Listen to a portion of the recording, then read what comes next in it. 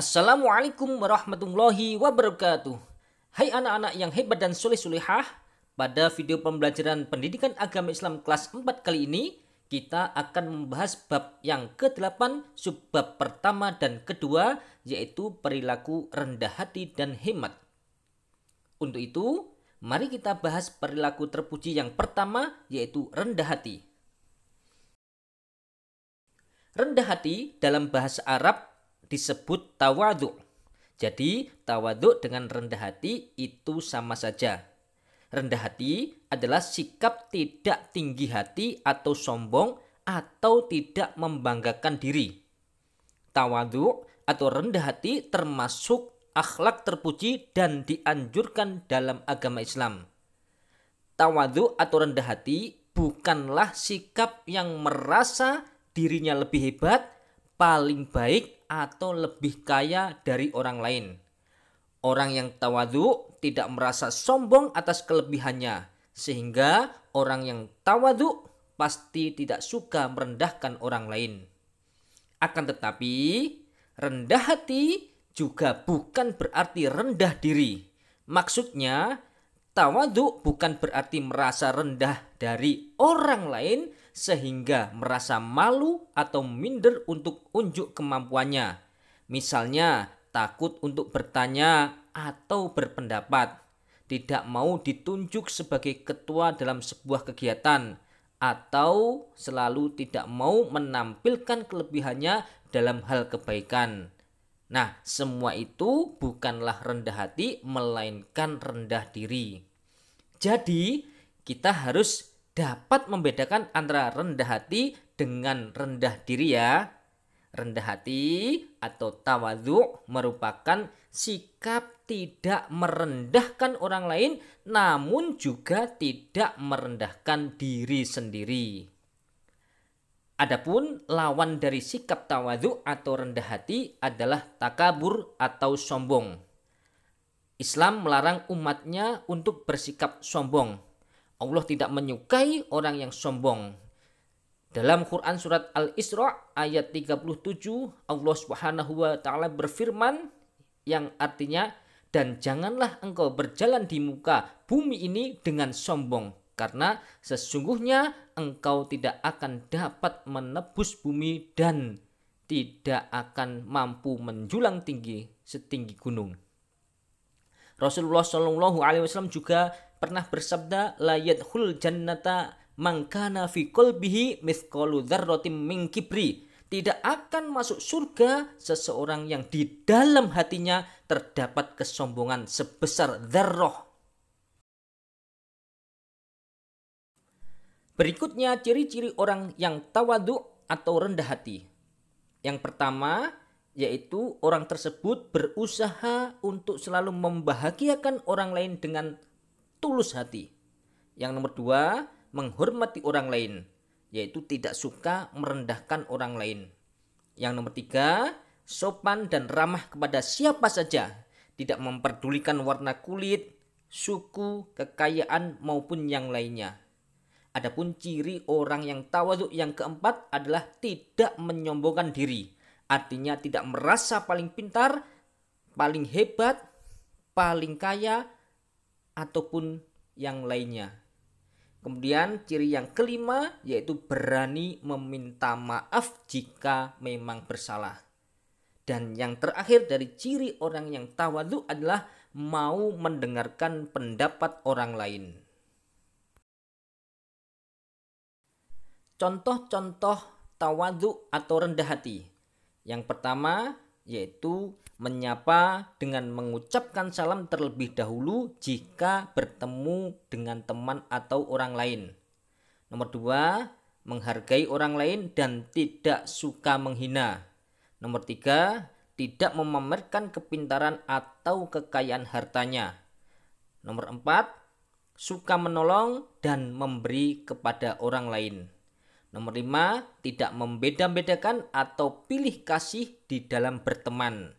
Serta contoh tawadhu yang keenam, bersikap tenang dan sederhana. Hikmah atau manfaat tawadhu atau rendah hati. Yang pertama yaitu orang tersebut tentunya akan dicintai oleh Allah dan Rasul-Nya. Yang kedua, mempunyai banyak teman. Yang ketiga, hatinya akan selalu tenang dan tentram. Yang nomor 4, terhindar dari sifat sombong. Dan yang kelima, tentunya akan dihargai orang lain. Anak-anak yang dirahmati Allah Subhanahu wa Ta'ala, berikutnya perilaku terpuji yang kedua adalah perilaku hikmat. Dalam Kamus Besar Bahasa Indonesia, hikmat memiliki arti berhati-hati dalam membelanjakan uang, menggunakan barang dan sebagainya, atau tidak boros atau cermat. Berarti hikmat adalah menggunakan sesuatu sesuai kebutuhan dengan tidak berlebihan atau tidak pelit. Orang yang hemat dapat dikatakan orang yang hidup sederhana. Dalam agama Islam, sikap hemat sangatlah dianjurkan karena memang hemat termasuk akhlak terpuji. Allah Subhanahu wa Ta'ala pernah berfirman di dalam Quran surat Al-Furqan ayat 67. Walladzina idza anfaqu lam yusrifu wa lam yaqturu wa kana baina dzalika qawama. Dan orang-orang yang apabila membelanjakan harta, mereka tidak berlebihan dan tidak pula kikir di antara keduanya secara wajar. Adapun lawan kata dari hemat itu adalah boros. Boros dalam bahasa Arab disebut israf atau tabdzir. Boros artinya adalah melakukan sesuatu perbuatan secara berlebihan. Allah sangat membenci sikap boros. Orang yang bersikap boros berarti ia telah berbuat menghambur-hamburkan sesuatu dalam hal yang tidak diperintahkan oleh Allah Subhanahu wa Ta'ala dan tidak mempunyai manfaat bagi orang lain. Bahkan terkadang merusak bagi diri sendiri atau orang lain. Serta boros itu juga termasuk temannya syaitan. Allah Subhanahu wa Ta'ala berfirman di dalam Quran surat Al-Isra ayat 27, Innal mubadirina kanu ikhwanas sayatin wa kana syaitanu lirabbihi kafuro. Sesungguhnya orang-orang yang pemboros itu adalah saudaranya syaitan. Dan syaitan itu sangatlah ingkar kepada Tuhannya. Berikutnya, macam-macam perilaku hikmat.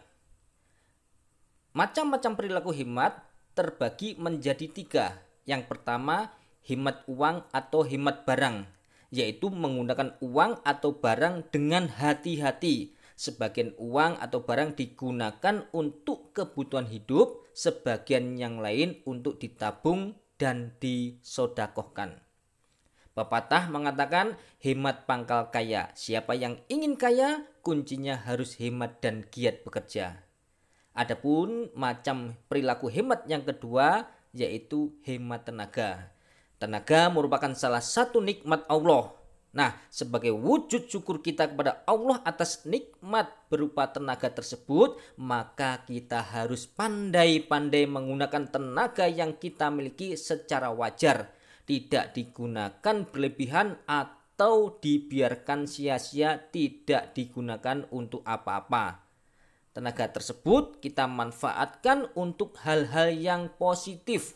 Contohnya untuk belajar, beribadah, bekerja, atau membantu orang lain. Kemudian macam yang ketiga dari perilaku hemat adalah hemat waktu. Sama dengan tenaga, waktu merupakan karunia yang diberikan oleh Allah Subhanahu wa Ta'ala kepada kita. Untuk itu, manfaatkan waktu yang kita miliki untuk kegiatan yang bermanfaat bagi diri sendiri maupun orang lain. Jangan biarkan waktu berlalu begitu saja tanpa diisi dengan kegiatan yang berguna. Karena waktu yang telah terjadi tentunya tidak akan pernah. Rasulullah SAW bersabda, "Ightanim khamsan qabla khamsin." Jagalah 5 hal sebelum 5 hal. Sababaka qabla haramika. Mudamu sebelum datang masa tuamu. Wasihataka qabla sakomika. dan sehatmu sebelum datang masa sakitmu. Wa ghinaka qabla faqrika, dan kayamu sebelum miskinmu. Wa firaghoka qabla zughlika, dan waktu luangmu sebelum datang waktu sibukmu. Wa hayataka qabla mautika, dan hidupmu sebelum datang matimu. Berikutnya, hikmah perilaku hemat. Dengan kita bisa berperilaku hemat, tentunya kita akan dapat mencukupi kebutuhan di masa depan kita. Yang kedua, dengan kita mau berperilaku hemat, kita tentunya akan memiliki jiwa yang tenang. Serta hikmah yang ketiga dari perilaku hemat, yaitu masa depan kita akan lebih baik. Anak-anak yang dirahmati Allah Subhanahu wa Ta'ala, demikian tadi pembahasan bab yang ke-8, subbab yang pertama dan yang kedua tentang perilaku rendah hati dan hemat. Terima kasih atas perhatiannya. Wassalamualaikum warahmatullahi wabarakatuh.